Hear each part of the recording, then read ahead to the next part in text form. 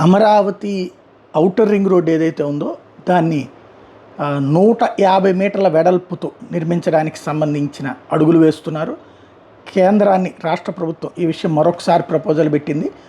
కేంద్ర రవాణా అట్లాగే జాతీయ రహదారుల మంత్రిత్వ శాఖ మోర్తుకి ఈ మేరకు లేఖ రాసింది రాష్ట్ర ప్రభుత్వం.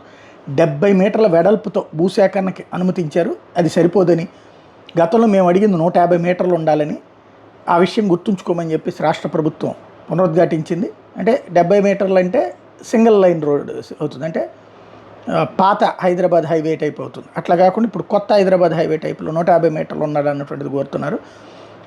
ఎన్టీఆర్, కృష్ణా, ఏలూరు, గుంటూరు, పల్నాడు జిల్లాల పరిధిలో 189.4 కిలోమీటర్ల టోటల్గా ఇది 6 వరుసల యాక్సెస్ కంట్రోల్ ఓఆర్ఆర్ అలైన్మెంట్కి మోర్తులోని అలైన్మెంట్ అప్రూవల్ కమిటీ డిసెంబర్ 20న ప్రాథమిక ఆమోదం తెలిపిన నేపథ్యంలో ఇది 70 మీటర్ల వెడల్పు కాకుండా భూసేకరణ 1702 ఎకరాల మేర భూసేకరణకి అనుమతించారు.